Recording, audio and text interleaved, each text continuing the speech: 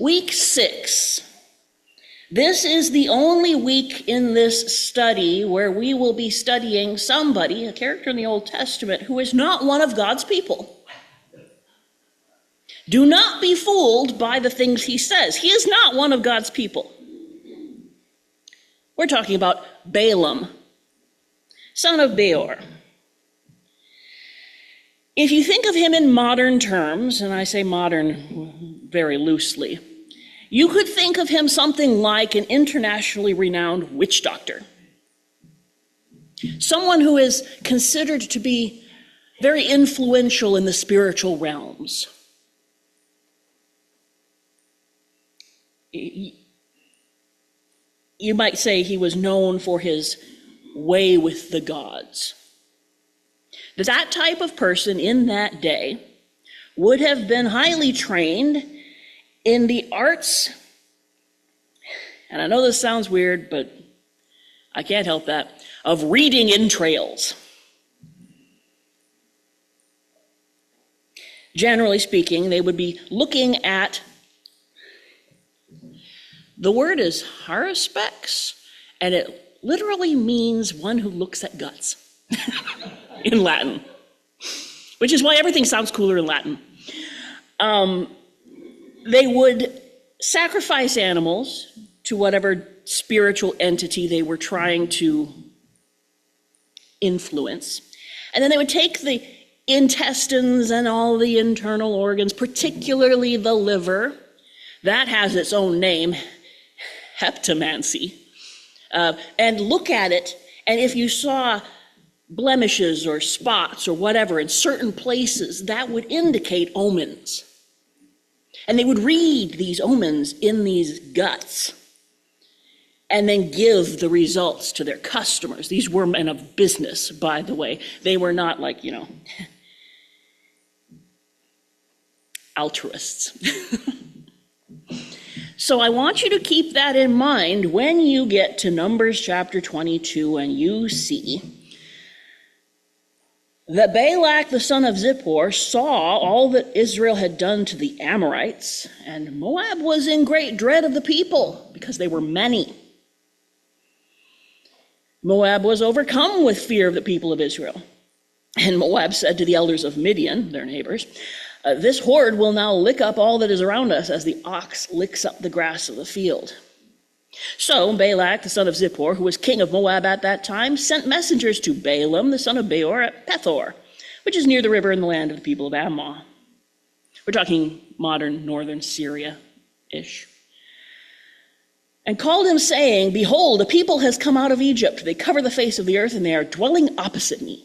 Come now, curse this people for me, since they are too mighty for me, and perhaps I shall be able to defeat them and drive them from the land. For I know that he whom you bless is blessed, and he whom you curse is cursed. So you might think of this as plan A to destroy Israel. Plan A, I'll just say flat out, is actually kind of comical. It's the part of Balaam's story that is the best known. Because obviously this man, this king of Moab, sends high-ranking officials, referred to as the elders of Moab and the elders of Midian, and they send money. They're going to hire this man to curse Israel. And when they deliver the message and show the money, Balaam says to them, lodge here tonight, and I will bring back word to you as the Lord speaks to me. Like I said, don't be fooled by what the man says. He is not particularly interested in what the Lord wants.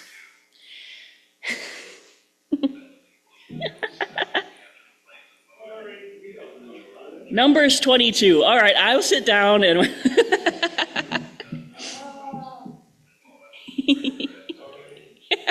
It's all right, it happens.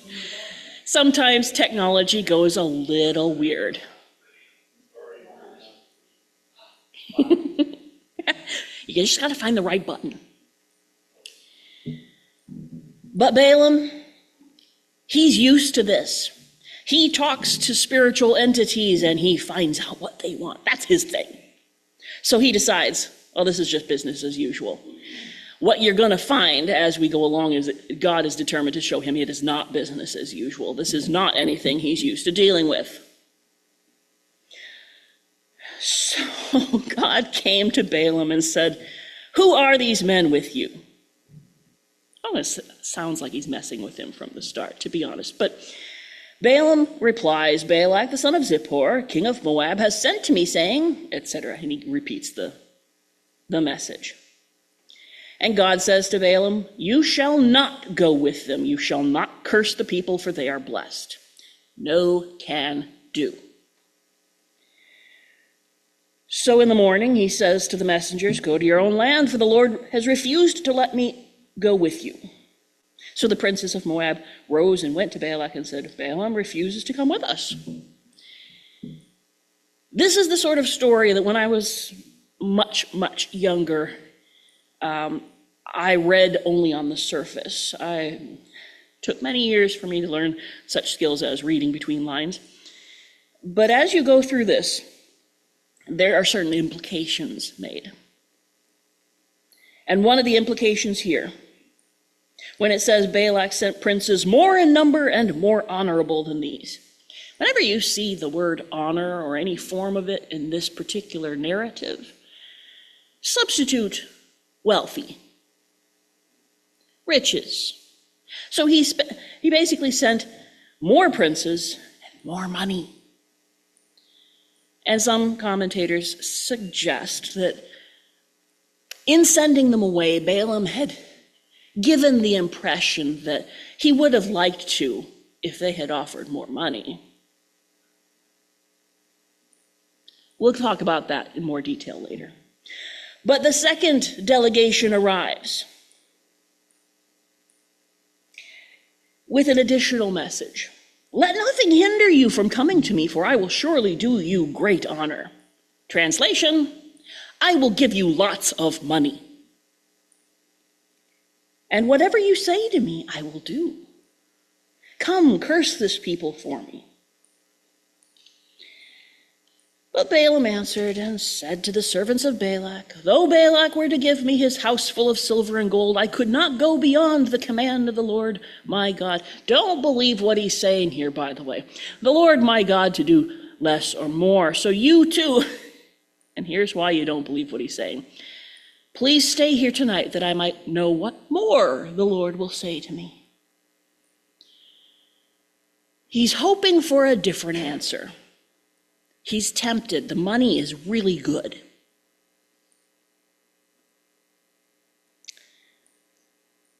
There is a slightly different answer.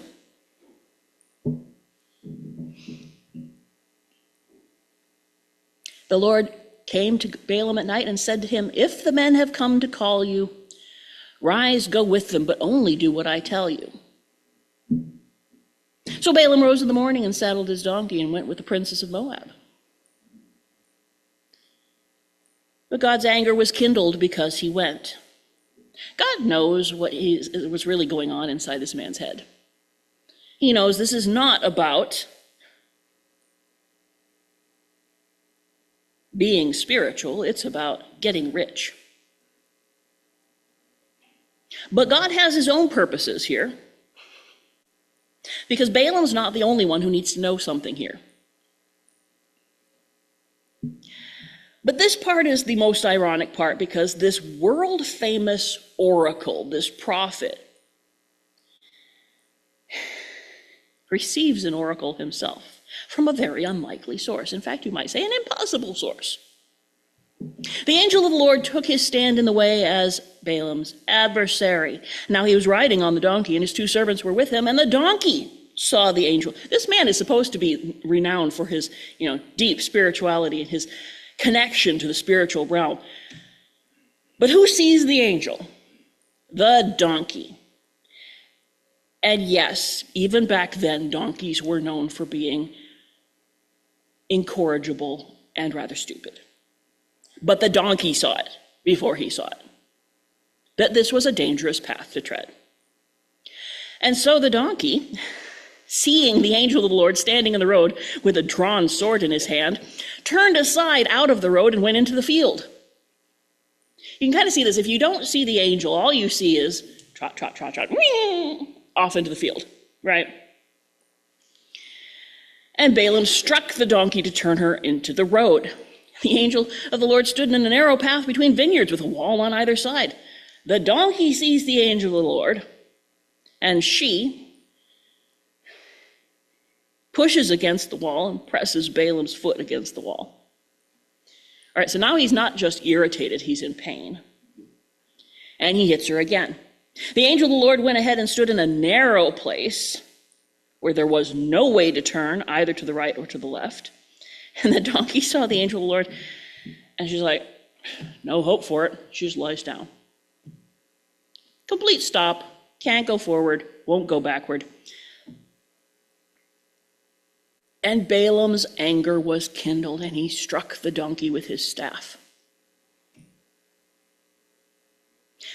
If you've fully absorbed the irony of this, all right, where the donkey has more spiritual discernment than the man, now the Lord intervenes directly and opened the mouth of the donkey, and she said to Balaam, "Why? What have I done to you that you have struck me these 3 times?" And he must have been extremely angry, because this makes no impression on him at all. You would think, right, it'd be like, my donkey talked. I've got a talking donkey. No.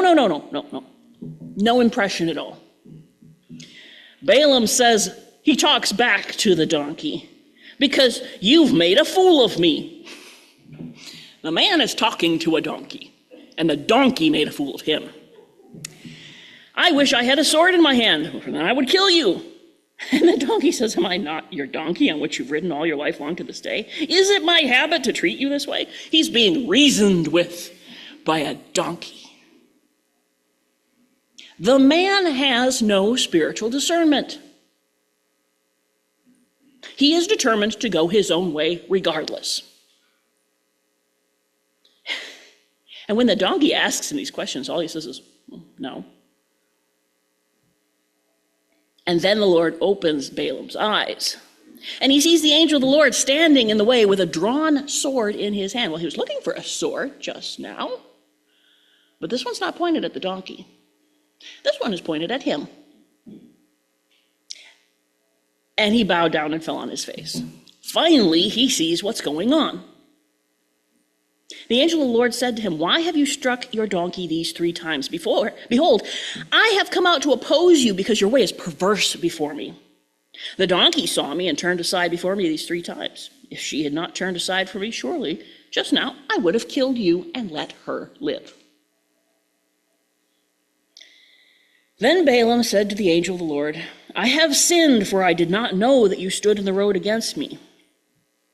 Now, therefore, if it is evil in your sight, I will turn back. What did he just say? Your way is perverse before me. And Balaam's like, well, if you're sure it's evil, if you're sure it's what you don't want, then maybe I'll turn back. I mean, the man is just incorrigible and a little stupid. What a good pair. But the angel of the Lord said to Balaam, go with them, but speak only the word that I tell you. So Balaam went on with the princes of Balak. Balak himself was like, what took you so long? Basically, he's just, did I not send you to call you? Why did you not come to me? Am I not able to honor you? And Balaam said to Balak, behold, I have come to you. Looking for the honor. Looking for lots of honor. Have I now any power of my own to speak anything? The word that God puts in my mouth, that I must speak. And so they make 3 attempts to curse Israel. And every time they go through the same process. They go up to a point of elevation, where Balaam can see some part of the people of Israel. There's a lot of them. I expect there weren't very many points where he could see all of them at one time. But the first place, listen to the place names, by the way. Bamoth Baal literally means the heights of Baal. And if you hear a place named that, you can be fairly sure it was some form of cultic center of worship. And the thing you also need to remember is how they thought of deities in this time. They were local. They had places of influence. If you were in a place that was influenced by one deity, it would probably help you overcome an opposing deity. So remember that logic, and now see what God does to that logic. From this point, they build 7 altars and prepare 7 bulls and 7 rams. That's lots of guts to look at. And Balaam tells Balak to stand beside your burnt offering, and I will go. And perhaps the Lord will come to meet me, and whatever he shows me, I will tell you. Now, again, slightly reading between the lines here, it probably shows me in what I read of the omens. I'll explain later why it's thought this way. And Balaam meets with God on a bare height and says, I have arranged 7 altars and offered on each altar a bull and a ram, right? So he's essentially saying, I have set up a situation that I think you'll like. Now, here's what I want. And God says, yeah, no, here's what I want. And he puts a word in Balaam's mouth and says, return to Balak, and thus you shall speak. And he returns, and behold, here's Balak and all the princes of Moab standing beside the burnt offering. And here's what the oracle says. From Aram, Balak has brought me, the king of Moab from the eastern mountains. Come, curse Jacob for me, and come, denounce Israel. How can I curse whom God has not cursed? How can I denounce whom the Lord has not denounced? For from the top of the crags I see him. From the hills below, I behold him. Behold, a people dwelling alone and not counting itself among the nations. Who can count the dust of Jacob or number the 4th part of Israel? Let me die the death of the upright, and let my end be like his. Well, that sounds like a blessing. Sounded that way to Balak, too. What have you done to me? I took you to curse my enemies, and behold, you've done nothing but bless them. This is what I paid for. And Balaam answered and said, must I not take care to speak what the Lord puts in my mouth? I love this, how he puts it off. This isn't one my idea. But Balak is persistent. Maybe this wasn't a powerful enough spot to look from, to overcome this Yahweh who is protecting Israel. Come with me to another place from which you may see them. You will only see a fraction of them and not see them all. Then curse them for me from there. So he took him to the field of Zophim, to the top of Pisgah. And again, 7 altars, bull and ram on each altar. And again, stand here beside your burnt offering while I meet the Lord over there.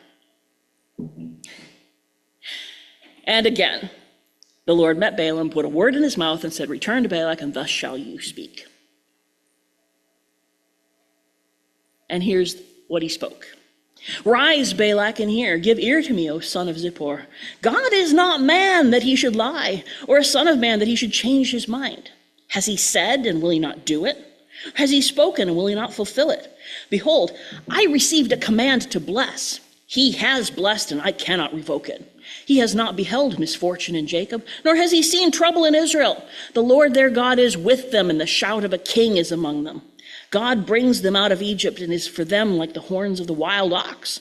There is no enchantment against Jacob, no divination against Israel. Now it shall be said of Jacob and Israel, what God has wrought. Behold, a people, as a lioness it rises up, and as a lion it lifts itself. It does not lie down until it has devoured the prey and drunk the blood of the slain. This does not go over any better than the first one. Don't curse them. Don't bless them. Just stop. Basically, just don't say anything if this is what we're going to end up with. Did I not tell you all that the Lord says I must do? All right. Under the theory that the third time's the charm, Balak says, I will take you to another place. Perhaps it will please God that you may curse them for me from there.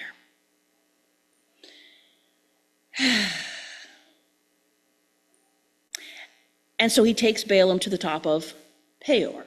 Remember that name. Because we find this too is a cultic center of worship, probably more for the Midianites than for the Moabites. And they go through the same rigmarole, 7 altars, a bull and a ram on each. But this time, and this is why it's thought that the other times he had done his whole harespect thing and looked for omens, because it says this time, when Balaam saw that it pleased the Lord to bless Israel, he did not go as at other times to look for omens, but set his face toward the wilderness. And he lifted up his eyes and saw Israel camping tribe by tribe. And the Spirit of God came upon him. So this time it wasn't just God putting a word in his mouth. The Spirit of God seizes the man and he starts prophesying. The oracle of Balaam, the son of Beor, the oracle of the man whose eye is opened, the oracle of him who hears the words of God, who sees the vision of the Almighty, falling down with his eyes uncovered. How lovely are your tents, O Jacob, your encampments, O Israel, like palm groves that stretch afar, like gardens beside a river, like aloes that the Lord has planted, like cedar trees beside the waters. Water shall flow from his buckets, and his seed shall be in many waters. His king shall be higher than Agag, and his kingdom shall be exalted. God brings him out of Egypt, and is for him like the horns of the wild ox. He shall eat up the nations, his adversaries, and shall break their bones in pieces, and pierce them through with his arrows. He crouched, he lay down like a lion, and like a lioness, who will rouse him up? Blessed are those who bless you, and cursed are those who curse you. This is even worse than not cursing him. He's just cursed the guy who wants to curse him. I mean, it's like, and Balak was furious.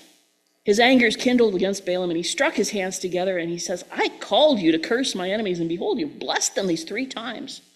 Now, therefore, flee back to your own place. I said I will certainly honor you, but the Lord has held you back from honor.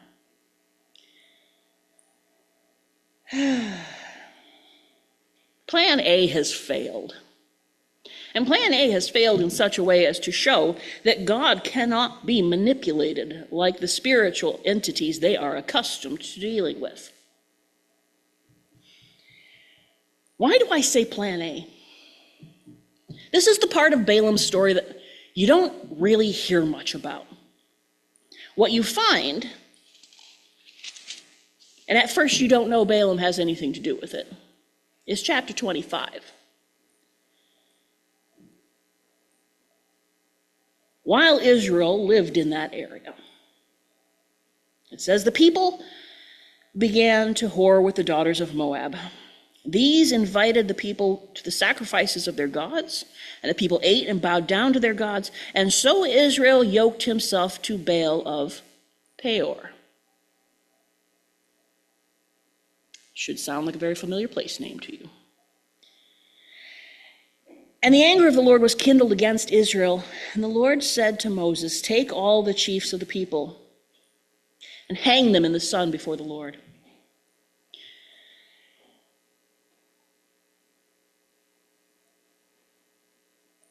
What you don't find out until this incident is that a plague also breaks out against the people. And the command is to execute all who have participated in breaking covenant with the Lord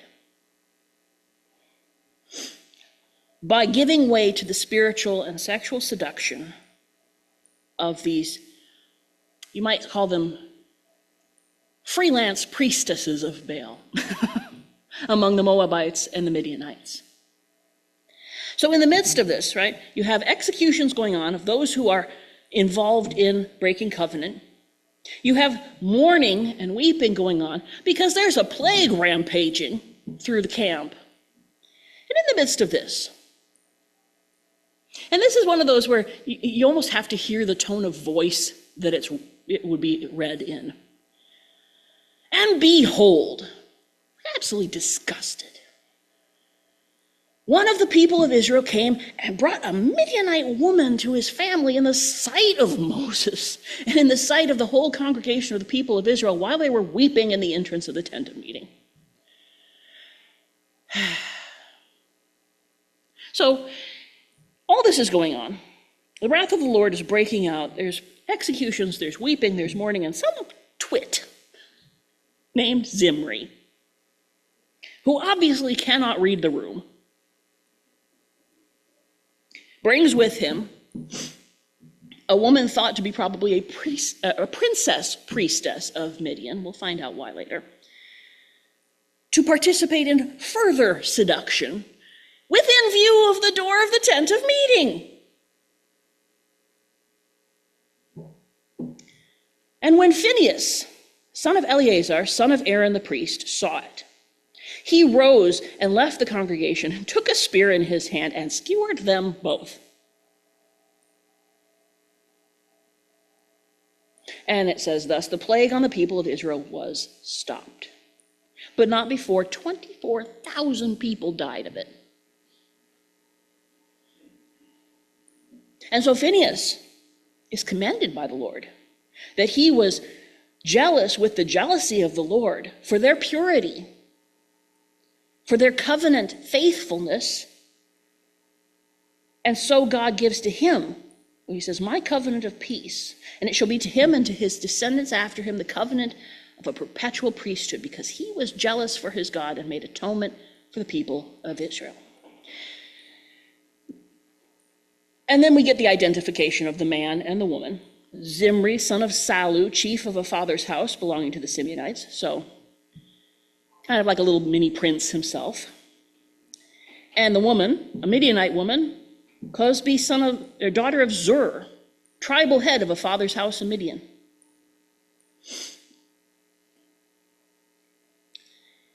And the judgment goes out for the Midianites.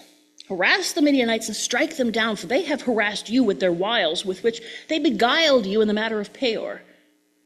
And in the matter of Cosbi, this daughter of the chief of Midian, their sister, who was killed on the day of the plague on account of Peor. And so, well, there's a little gap here. We don't find out until chapter 31, the end of this story. Chapter 31, the first half of it or so, first third, says, now go avenge the people of Israel on the Midianites. And this is going to be Moses' last campaign because he's to be gathered to his people. He's not allowed to go in to the promised land. So the people go out, and here's what they're supposed to do. Execute the Lord's vengeance on Midian.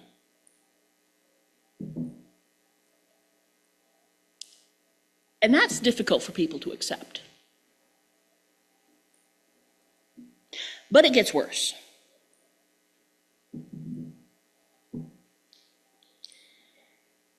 It says, they warred against Midian as the Lord commanded Moses and killed every male. They killed the kings of Midian with the rest of their slain.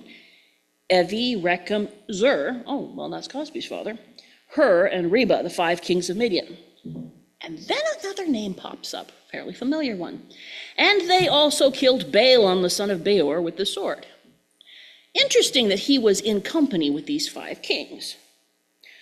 But that's brought to a point in a few verses further, after it's reported that they took captives.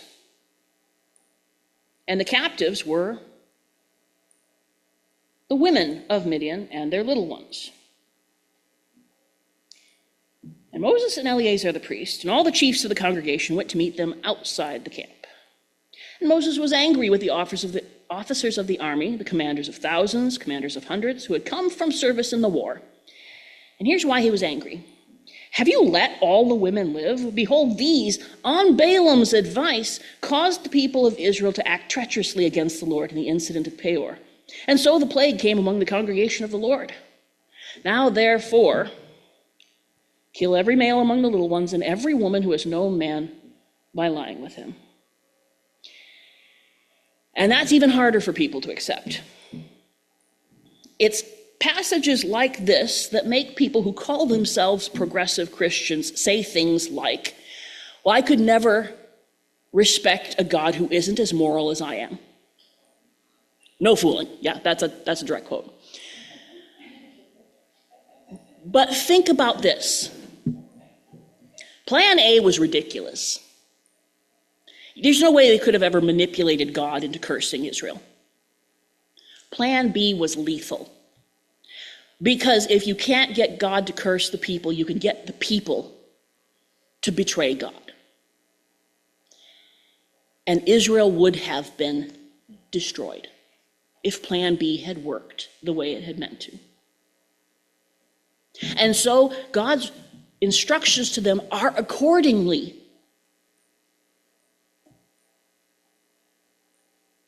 commensurate with the danger.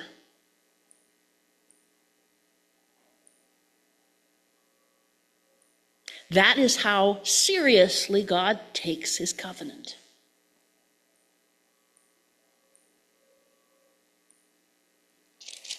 But oddly enough, that's not the last we hear of Balaam. He gets 3 New Testament mentions. The first one, there's 2 that are kind of parallel. 2 Peter chapter 2. When Peter is writing about false prophets and false teachers,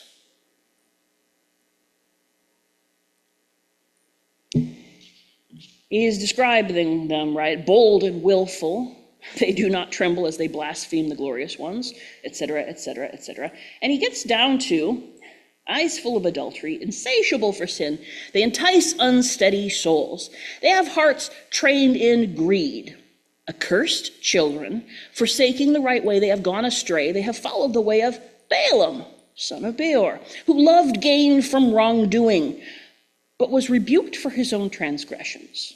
When a speechless donkey spoke with human voice and restrained the prophet's madness. That's quite the reputation to have going down through history. Being nuts enough to want gain in exchange for your soul. But Jude also mentions him, still talking about false teachers, right?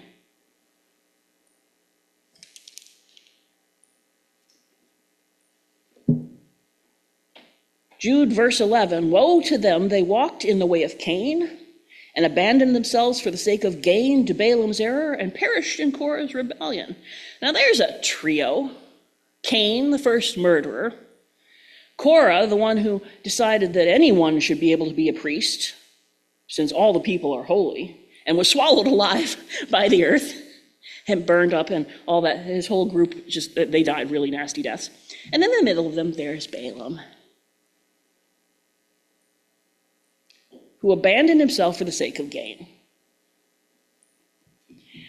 But there's another mention. Revelation chapter 2. In one of the letters to one of the churches, Pergamum specifically,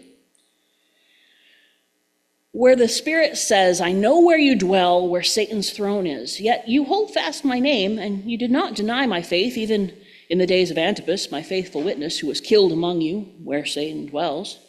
But I have a few things against you. You have some who hold the teaching of Balaam, who taught Balak to put a stumbling block before the sons of Israel so that they might eat food sacrificed to idols and practice sexual immorality.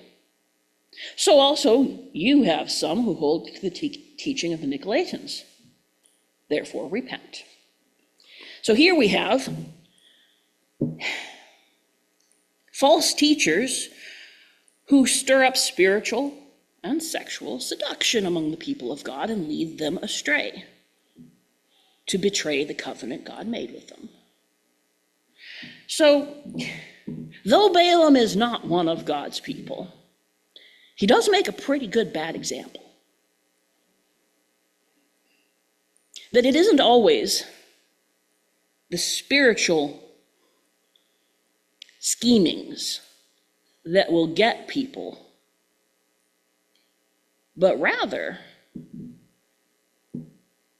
it's the subtle creeping in of the surrounding culture that puts God's people at most risk. Like I said, plan A was ridiculous. It was never going to work. Plan B was entirely too effective.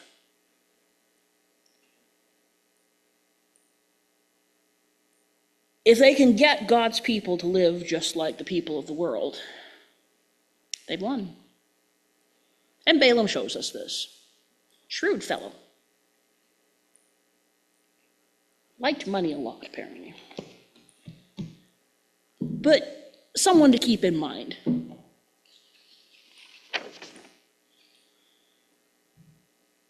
Next week, I'm going to skip ahead a bit. I'm going to look into the book of Judges, Deborah and her surrounding people.